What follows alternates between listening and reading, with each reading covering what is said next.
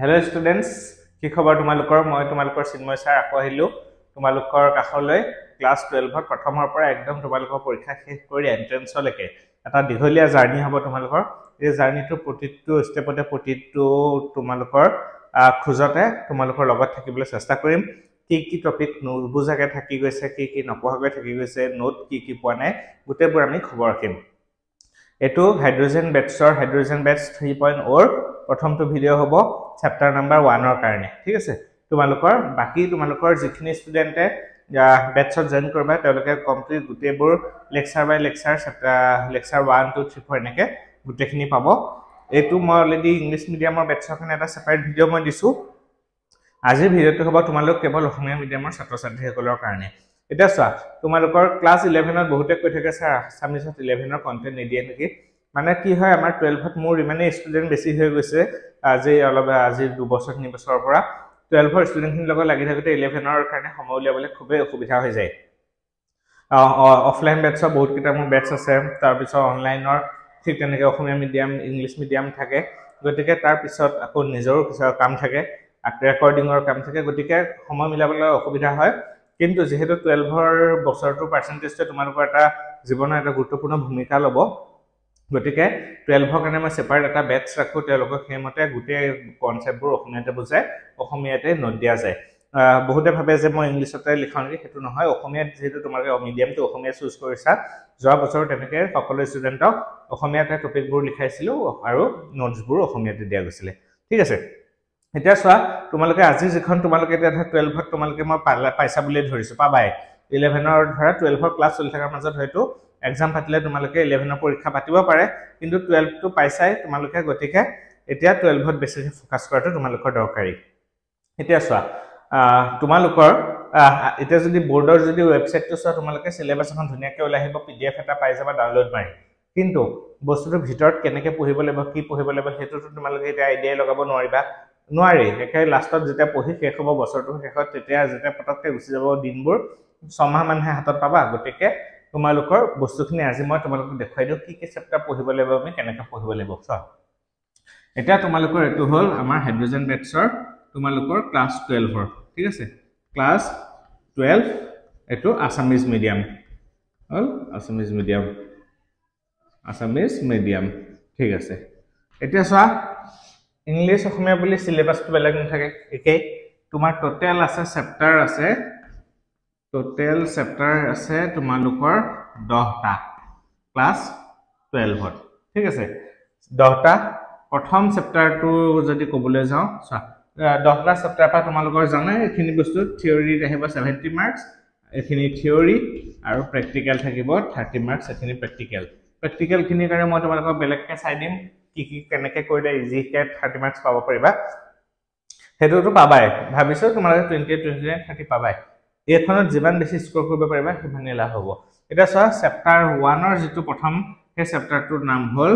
ড্ৰব বুলি তোমালোকৰ ড্ৰব ঠিক আছে ইংলিশত ইয়াক কোৱা হয় সলিউশন আৰু মই মোৰ ছাত্ৰ-ছাত্ৰীসকলে যিসকলে যোৱা বছৰ অনলাইন বেটছত আছিল অসমীয়া মিডিয়ামত মই সকলোকে কওঁ যে তোমালোকে অসমীয়াৰ লগতে ইংলিশৰ নামবোৰ তোমালোকে চাই যাবা কিয় কাৰণ যিবোৰ ৰেফাৰেন্সৰ কিতাপ ডাঙৰ প্ৰডিপছ বা বেলেগ ভাল পাবলিকেশনৰ অসমীয়া মিডিয়ামত তেওঁলোকে প্ৰিন্ট যেহেতু নকৰে ইংলিশটো জানিলে তোমালোকৰ ইন ফিউচাৰ বহুতখিনি হেল্প হ'ব হল ড্ৰব তাৰ পিছত নেক্সট আহি গল চেপ্টাৰটো তোমালোকৰ বিদ্যুৎ ৰসায়ন মোৰ হয়তো হেণ্ডৰাইটিং অকমান বেয়া দেখিব পাৰা তথাপিও কৈও গৈছো তোমালোকৰ বিদ্যুৎ ৰসায়ন তাৰ পিছত নাম্বাৰ 3 আহিব তোমালোকৰ চেপ্টাৰটোৰ নামটো হল ৰাসায়নিক গতিবিজ্ঞান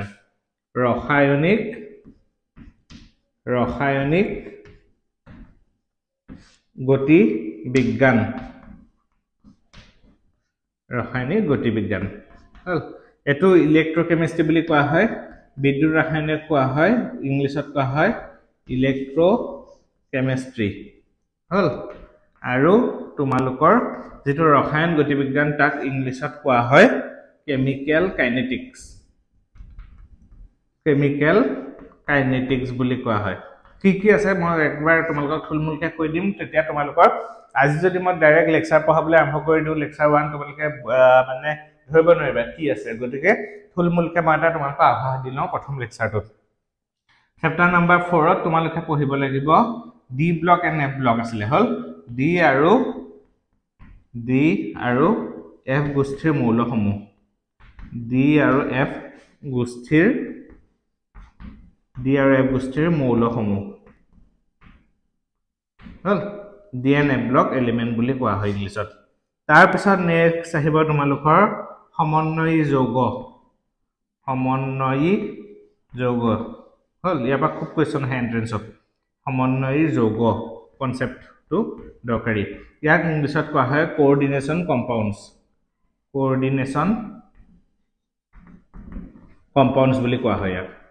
কোঅৰ্ডিনেশ্যন কম্পাউণ্ডছ ঠিক আছে তাৰ পিছত আহি যাব এখিলৈকে হল এডেছা এই যে প্ৰথম তিনটা চেপ্টাৰ দেখিছা এই গুটেখিনি পৰি যায় কিহত বাৰু ফিজিক্যাল কেমিষ্ট্ৰি এখিনি পৰি যায় ফিজিক্যাল কেমিষ্ট্ৰি এই তিনটা চেপ্টাৰ পৰা কিমান মাৰ্কস আহিব জানানে তোমালোকৰ এই তিনটা চেপ্টাৰৰ পৰা মই এফালে লিখিছো মাৰ্কস আহিব তোমালোকৰ 23 24 এনেকুৱা ভিতৰত দিয়ে কিন্তু জেনাৰেলি মানে বোৰ্ডে মানে ডিটেইলছ আছে ইয়াৰ পৰা 23 মাৰ্কস তোমালোকৰ আহে ঠিক আছে তাৰ পিছত চোৱা এই প্ৰথম তিনটা গল D and F block D আৰু এফ গোষ্ঠীৰ মৌলসমূহ আৰু যেটো সমন্বয়ী যৌগ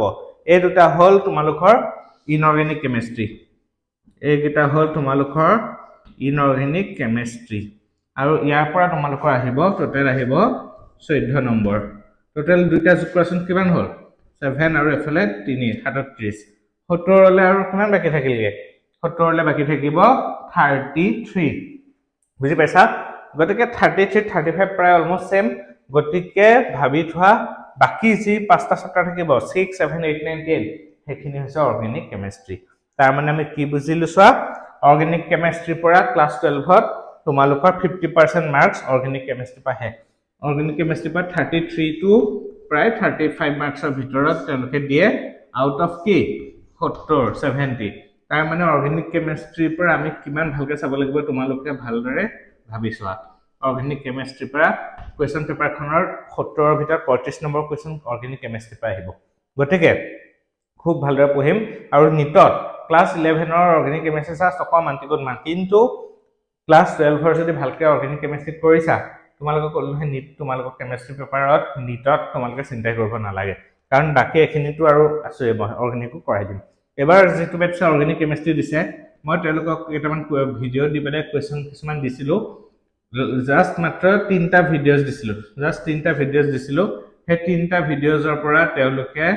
33 মাৰ্কস মান আউট অফ কি 35 মাৰ্কস তেওঁলোকে technique same as it is question মোৰ যেবোৰ বহি আছে নোটস আছে গুটেখিনি পা দিছিলো তেওঁলোকক চাই পেলাই বাছি সেই একদম এক্সাক্ট আহিছে এজ ইট ইজ আগদিনা ৰাতি দে কোৱেশ্চন পিছ না আহিছে কিমান হেল্প পাইছে হল এখিলৈকে হল এবাৰ যাম চেপ্টাৰ নম্বৰ 6 ত হল চেপ্টাৰ নম্বৰ 6 টোৰ নাম হল হেলো এলকেন আৰু হেলো এৰিন এই চেপ্টাৰটো অৰ্গেনিক কেমিষ্ট্ৰি স্টাৰ্টিং চেপ্টাৰ খুব বেছি ৰিঅ্যাকশন নাই কিন্তু দৰকাৰী চেপ্টাৰ হেলো এলকেন তাৰ মানে হেলোজেনৰ লগত এটা এলকেন হেলো এৰিন মানে এটা ধৰা এৰোমেটিক গ্ৰুপ এটা থাকিব ৰিং থাকা বেনজিন টাইপৰ তাত এটা হেলোজেন লাগি আছে এবোৰ ইহতবোৰৰ কেনেকৈ প্ৰস্তুত প্ৰণালী পঢ়িব লাগিব কি ধৰণৰ বিক্ৰিয়া দেখাই ইহতৰ ভৌতিক যিবোৰ পৰিৱৰ্তন হয় ভৌতিক আৰু ৰাসায়নিক যিবোৰ বিক্ৰিয়া দেখুৱায় ইহতৰ কেনেকৈ আমি পাৰ্থক্য ইহতৰ মেকানিজমটো কেনেকৈ ইহতৰ বিক্ৰিয়াবোৰ সংঘটিত কৰে কোনফালদি এটেক হয় কোনফালদি গৈ পেলাই ইটোৱে হিটো গৈ পেলাই তোমাৰ কোনফালদি গৈ পেলাই এটেক কৰে সেই গুটি বস্তুবোৰ আমি পঢ়িব লাগিব হেলো এলকেন চেপ্টাৰটো তাৰ পিছত আহি গল চোৱা এলকহল ঠিক আছে এলকহল তাৰ পিছত এলকহল ফিনল আৰু কি আছিল বাৰু ইথাৰ খুব দৰকাৰী চেপ্টাৰ ইথাৰ এটা চা কাউন্সিল ইমান ধুনিয়াকৈ তোমালোকক লিখি দিছে একদম এক লাইনত লিখি দিলে এলকহল বুলি লিখি দিলে কাম খতম এলকহল ফিনল আৰু ইথাৰ হল নেক্সট চেপ্টাৰটোৰ নাম হল এলডিহাইড এই পাৰফিউম সাৰফিউম বনাওতে আৰু বিভিন্ন কামত এলডিহাইড ইউজ হয় হল এলডিহাইড কিটোন আৰু এসিড বুলিয়ে লিখিছো মই এটো কাৰ্বক্সিলিক এসিড বুজাইছে এলডিহাইড কিটোন আৰু এসিড হল তাৰ পিছত চোৱা 9 নম্বৰ চেপ্টাৰটো হল এমাইন টো কি হয় বাৰু এমোনিয়াৰ পৰা আহিছে এমোনিয়াৰ ফৰ্মুলাটো আমি জানো ন কি আছিল NH3 হয় নে নাই এই NH3 ৰ এটা হাইড্ৰোজেন আঁতৰি গল কোনে আঁতৰিলে এটা এলকাইল গ্ৰুপ ধৰা CH3 বা কিবা এটা আহি লাগি গল এইবোৰ হল এমাইনৰ ফৰ্মুলা জেনাৰেল ফৰ্মুলা হল সাধাৰণ সংকেত তাৰ পিছত 10 নম্বৰ চেপ্টাৰটো হল বায়োমলিকুলছ বুলি কোৱা হয় বা জীৱ অণু মই এই ওপৰৰ কিতাত মই ইংলিছত লিখা নাই কিয় এলকহল অসমীয়াত হলেও এলকহলে ইংলিছতো এলকহল এসিড টু ইংলিছতো এসিড অসমীয়াতো এসিড হল খালি জীৱ অণুটোক অসমীয়াত ইংলিছত কোৱা হয় বায়োমলিকুলছ এটা চোৱা এই চেপ্টাৰ কেইটা যে দেখিছা 6 7 8 9 10 এই কিতাৰ পৰা তোমালোকৰ পৰীক্ষাত কোৱেশ্চন প্ৰায় 35 মাৰ্কস কোৱেশ্চন তোমালোকৰ অৰ্গেনিক কেমিষ্ট্ৰি এই চেপ্টাৰটো পাবা এটা চোৱা বৰ্ডেটো ইমান ধুনীয়াকৈ তোমালোকে লিখি লেক লাইনত লিখি কাম খতম কৰি দিলে এলকহল কমা দি দিলে মাজত ফিনল আৰু ইথাৰ এলডিহাইড কিটোন আৰু কাৰ্বক্সিলিক এসিড কিন্তু তোমালোকে নাভাবিবা যে ইমান সৰু হয় এলকহল অকলে এটা বহুত ডাঙৰ পাৰ্ট এটা কভাৰ কৰি আছে অৰ্গেনিক কেমিষ্ট্ৰি বুজি পাইছা এলকহল অকলে এটা বিশাল পাৰ্ট ফিনলটো হেডৰ এটা বিশাল পাৰ্ট ইথাৰটোৰ বহুত বস্তু পঢ়িব লাগিব ঠিক তেনেকে এলডিহাইড দেখাত অকমানতে ইমান কণত এলডিহাইড খতম যেটা পঢ়িবা এখন কলনা এখন বহিৰ আধা আধি এই এলকহল কিটোন মানে এখন সৰু এখন ধৰা বহিৰ আধা বহি তোমাৰ এখনতে শেষ হৈ যাব হল তাৰ পিছত লগতে লাগি আছে কাৰ্বক্সিলিক এসিড ঠিক তেনেকে এমাইন তাৰ মানে যদিনো এই দুটা চেপ্টাৰত তোমালোকৰ দেখিছা টোটাল ছটা টপিক আছে কিন্তু অকলশৰীয়াকে ইহতক তোমালোকে লিখোতে পঢ়োতে গম পাবা যে এলডিহাইড এলকহলত কি পঢ়িব লাগিব গুটেবোৰৰে কি পঢ়িব লাগিব কেনেধৰণে তোমাৰ বনায় মেথডছ অফ প্ৰিপাৰেচন বুলি কয় প্ৰস্তুত প্ৰণালী ই কেনেধৰণৰ বিক্ৰিয়াবোৰ দেখুৱায় হেলোজিনেশ্যন সালফোনেশ্যন নাইট্ৰেশ্যন ব্ৰমিনেশ্যন ফ্ৰিডেল-ক্ৰাফ্ট ৰিএকচন তাৰ পিছত গ্ৰিগনাৰ ৰিএজেন্ট কি হয় ইহতে দুটা এলডিহাইড কিটোন দি দিলে কোনটো এলডিহাইড কোনটো কিটোন কাৰণ এক দুই গুটেবোৰ কি হয় এবোৰ কাৰ্বনিল কম্পাউণ্ড বুলি কোৱা হয় কাৰ্বনিল মানে কেনেকুৱা বাৰু কাৰ্বনৰ লগত এফালে দুটা অক্সিজেন ডাবল বন্ডেড লাগি থাকিব আৰু দুফালে দুটা এলকাইল গ্ৰুপ লাগি থাকিব হল এটো হল তোমাৰ কিটোন যদি ইয়াৰ ঠাইত যদি বোলে আৰৰ ঠাইত H লাগি থাকে তেতিয়া এটো কি হ'ব এটো হ'ব এলডিহাইড সো এই গুটেবোৰতে কি আছে C ডাবল বন্ড ও আছে গতিকে এটো এটা কি হয় তোমাৰ কাৰ্বনিল কম্পাউণ্ড এসিডটো এটা কাৰ্বনিল কম্পাউণ্ড এষ্টাৰ তাৰ পিছত হে গুটেবোৰ এসিড ক্লোৰাইড গুটেবোৰ ইয়াত আমি পঢ়িব লাগিব হল এমাইনটো তেনেকে আমি সব পঢ়িব লাগিব এবাৰটো দিছিলো কোৱেশ্চন তোৰা ধুনিয়াকে দি দিলো হেতক পৰীক্ষাৰ আগত সিলেক্টেড কোৱেশ্চনৰ যেনকে তোমালোকক দিছো একদম পুৰা এজ ইট ইজ আহিছে কাৰ্বাইল এমাইন ৰিএকচন হফম্যান ব্ৰমামাইড ৰিএকচন কেনিজাৰৰ ওপৰত কোৱেশ্চন আহিছে বেলেগ আহি থাকে হল তাৰ পিছত এই যে চেপ্টাৰটো দেখিছা চেপ্টাৰ নম্বৰ 10 কি দেখিছা জীৱ অণু তোমালোকে নিজে এটা ক্লাস 12 ত পঢ়িবা লাষ্টলৈ গৈ চাবা ম্যাক্সিমাম অসমৰ স্কুলতে কি কৰে জীৱ অণুটোৰ হয় জেৰক্স দি দিব ধুনিয়াকে তোমালোকে জেৰক্স কৰি পেলাই পঢ়িবলে বা তোমালোকক PDF নোটস দি দিব বা তোমালোকৰ যদি টাইম আছে ফটাফট কলেজত মানে লিখাই গুছি যাব এই বছৰটো তোমালোকে টাইমটো কম পাবা কাৰণ পৰীক্ষা বুলি আকৌ মাজত এসপ্তাহ 10 দিন গুছি যাব গতিকে ধৰা একদম ফটাফট কিন্তু এই চেপ্টাৰটো দেখাত যদিনো ইয়াৰ পৰা সৰু চেপ্টাৰ জীৱ অণু ইয়াৰ পৰা আহে টোটাল 7 নম্বৰ মাৰ্ক 7 মাৰ্কস আৰু ইমান ধুনিয়াকে মই দি দিম তোমালোকক চালে তোমালোকে গম পাবা তাত বহুত পঢ়িবলগীয়া আছে মানে কাৰ্বোহাইড্ৰেটস থাকিব প্ৰটিনস এমাইনো এসিড তাৰ পিছত ভিটামিনস নিউক্লিক এসিড হৰমন এই গুটেখিনি এমাইনো এসিডস গুটেখিনি আমি এই চেপ্টাৰটোত পঢ়িবলগীয়া হয় এটা চা এলকহল ফিনল ইথাৰ বা এই অৰ্গেনিক পৰ্চনটো পঢ়ি শেষ কৰিব নোৱাৰা কিন্তু মোৰ তাত জবছৰ যিসকল ষ্টুডেণ্টে জয়েন কৰি হৈছিলে ধৰা অসমীয়া মিডিয়ামতো প্ৰায় 50-60 জন ষ্টুডেণ্ট আছিলে ইমান ধুনিয়াকে ফ্লো চাৰ্ট বনাই পেলাই তেওঁলোকক দিছো বা তোমালোককো দিম যিসকলে ধৰা ৰেগুলাৰ বস্তুবোৰ পাই থাকিবা তোমালোকে বেটছত যিসকলে জয়েন কৰিবা তোমালোকৰ ফ্লো চাৰ্ট টাইপৰ থাকিব ধুনিয়াকে তোমালোকক অকমান চাই গলে পৰীক্ষাৰ আগত ৰিভিজন হল এটা চোৱা আমাৰ যেটো মই ধৰা গুটেখিনি তোমালোকক কভাৰ কৰি দিম আৰু এটো তোমালোকৰ আমাৰ হাইড্ৰোজেন মেথছৰ প্ৰথমটো ভিডিও এটো তোমালোকৰ পাব্লিক থাকিব প্ৰথম এটা বা দুটা ভিডিও পাব্লিক থাকিব তাৰ পিছৰখিনি মই ধৰা প্ৰাইভেট কৰি ৰাখিব লগা হ'ব যিসকলে বেটছত জয়েন কৰিবা তোমালোকে পাবা এটা সা আমি বেটছটোত যেতিয়া আমি জয়েন কৰিবা তোমালোকে তাত কি কি বেনিফিট খিনি পাবা মই তোমালোকক একবাৰ থুলমুলকে কৈ দিও এক নম্বৰ তোমালোকে লাইভ লেকচাৰ হল লাইভ ক্লাস আমাৰ এই লাইভ ক্লাसेसবোৰ ৰুটিন দি দিয়া যায় হেমতে অসমীয়া মিডিয়ামক 3 দিন লাইভ ক্লাস লোৱা যায় ইংলিশ মিডিয়ামক 3 দিন লাইভ ক্লাস লোৱা যায় টোটাল 6 দিন লোৱা যায় দেওবাৰটো মই বন্ধ ৰাখো পায় হল সব লাইভ ক্লাস খিনিত আমাৰ কিহত হয় তোমালোকে বহুতে খুধি থকা যে এপ নাই নেকি স্যাৰ আপোনালোকৰ